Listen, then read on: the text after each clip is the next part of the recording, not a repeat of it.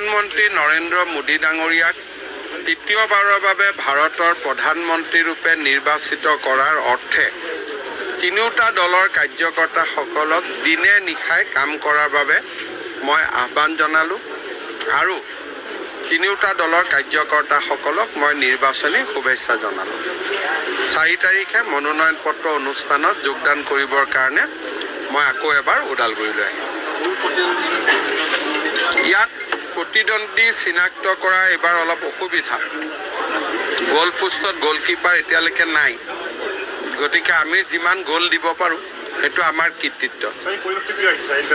নৰেন্দ্ৰ মোদী ডাঙৰীয়াক এইবাৰ সকলোৱে বিচাৰিছে আৰু অদ্ভুত ৱেভ এটা আছে।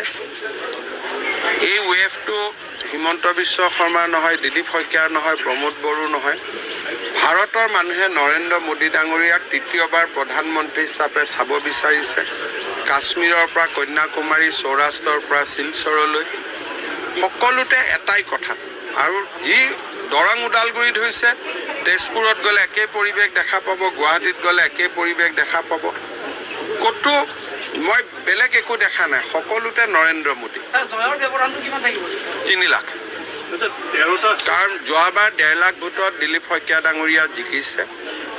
এইবাৰ 2 লাখ ভোট নতুনকৈ দৰং মঙলদৈ সমষ্টিত যোগদান হৈছে আৰু এই 2 লাখ ভোট এনেকুৱা সংযোজিত হৈছে যি পৰম্পৰাগতভাৱে বিজেপি আৰু UPPL দলৰ ভোট।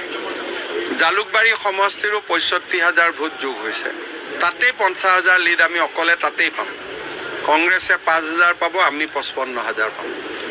গতিকে এইবাৰ এইটো 3 লাখৰ ইলেকশ্যন।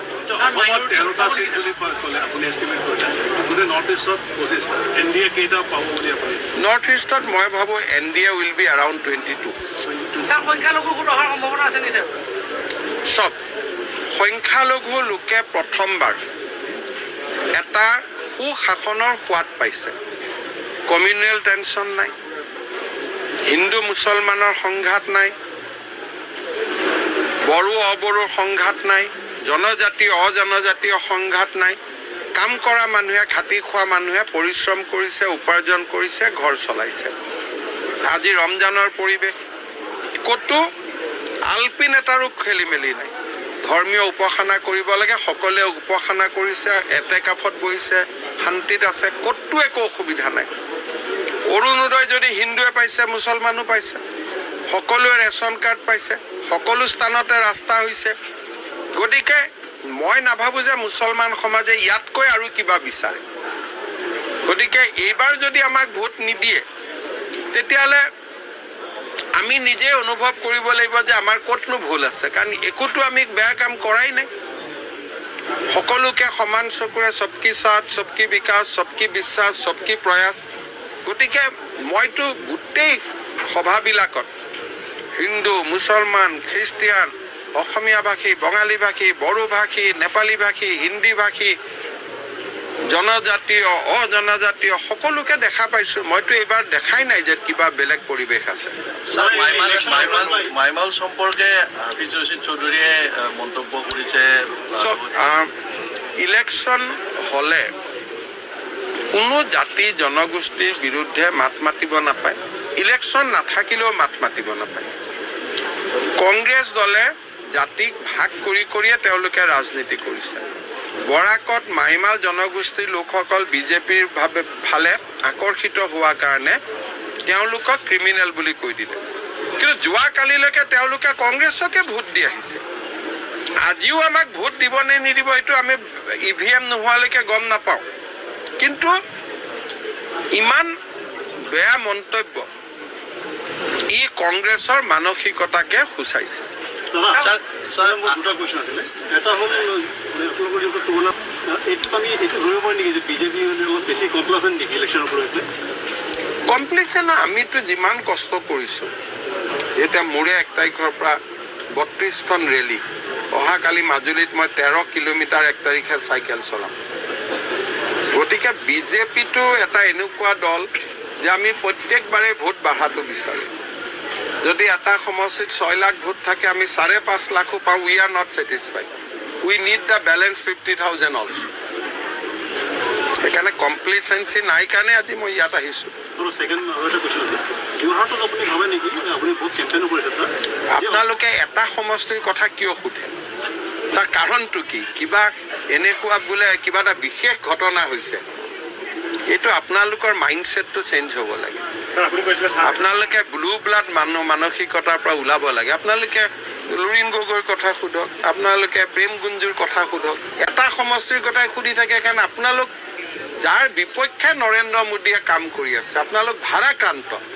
ক'ৰবাত ব্লু ব্লাড দেখিলে পগলা হৈ যায়। Indian media is also victim of that blue blood. Sir Ajmal সাহেবে পুনৰ কৈছে যে আপুনি গ্ৰীণ সিগনেল দিলে তেওঁ মই আজি আজমলক গ্ৰীণ সিগনেল দিছোঁ, বিয়া পাতক। কিন্তু এই লোকসভা ইলেকশ্যনৰ আগত তাৰ পিছতে বহু বিবাহ বন্ধ হৈ যাব। এতিয়ালৈকে বন্ধ হোৱা নাই, গতিকে এতিয়ালৈকে বিয়া পাতিব পাৰে। ৰকি আৰু তেওঁ মিলি যি বিয়া পাতে পাতি থাকক, কিন্তু ইলেকশ্যনৰ পিছত আৰু বিয়া পাতি নহ'ব আৰু এইটো বন্ধ। গতিকে দুইজনৰ ভিতৰত যোনে জিকে আমাৰনো কি যায়, সেইটো ক'ব অলপ দিগদাৰ। কৰিব ইয়াত উৎপাত কৰি নাথাকিব, শান্তিত থাকিব, মানুহে শান্তি পাব। ৰকিবুল হুছেইন জিকিলে গড়বিলাকে শান্তি পাব যে ইয়াত নাথাকে আৰু দিল্লীতে থাকিব। গতিকে আজমল ৰকি এটাই বস্তু আৰু দুইটা মাল একেই।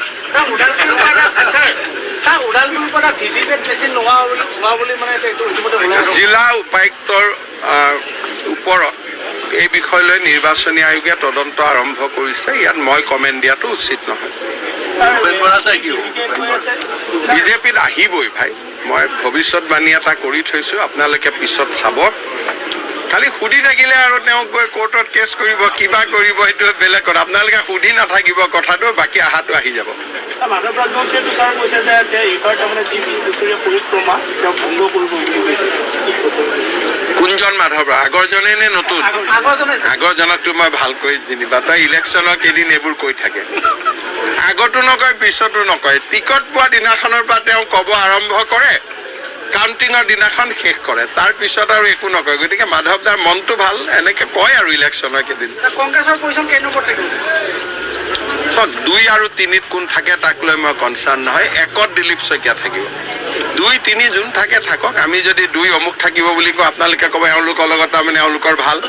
গতিকে 2, 3 তেওঁলোকৰ সমস্যা। প্ৰথম দিলীপ শইকীয়া 3 লাখ প্লাছ। আপুনি কৈ আছিলে ছাৰ এঘৰত জিকিম বুলি 13 একদম 13ৰ ফালে আমি আগুৱাই গৈ আছোঁ। 14 হৈ যাব। ছেকেণ্ড ফেজৰ ইলেকশ্যনৰ পিছত আমি ধুবুৰীত যাম। প্ৰাৰ্থীগৰাকীয়ে ভাল ৰেছপন্স পাইছে, কিন্তু মই একেবাৰে 14 বুলি ক'ব খোজা নাই। 11 কনফাৰ্ম, 2 সম্ভাৱনা অতি উজ্জ্বল, 3য় ধুবুৰী, সেইটো বিষয়ে আমি